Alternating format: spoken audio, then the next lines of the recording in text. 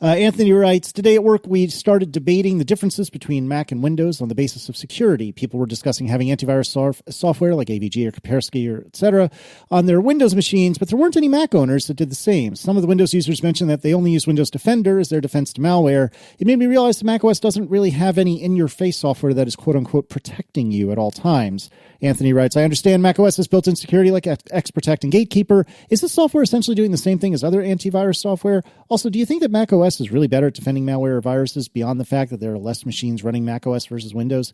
If so, how? There's a lot here, but no, there's no real antivirus that comes with macOS that I'm aware of, or am I crazy?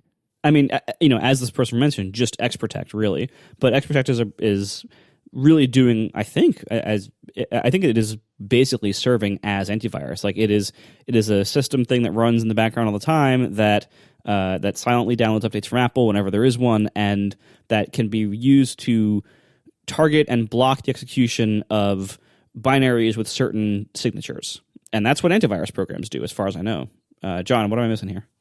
Well, they do more than that. So XProtect and Gatekeeper and the general design of macOS is made to there are multiple ways. One is to protect it against known threats. Like that's what XProtect is doing. Like if there's a thing that's bad and we know it's out there, we can describe it and quickly tell all the Macs about it so they will not run that thing. Gatekeeper is like, don't just run stuff willy-nilly. Make sure you prompt for permission and, the quarantine attribute and downloading stuff or whatever. So that's all kind of like sort of passive preventative stuff. And then there is the other passive stuff, which is like in the design of the OS, like address space randomization and protecting against loading dynamically loading libraries from weird locations.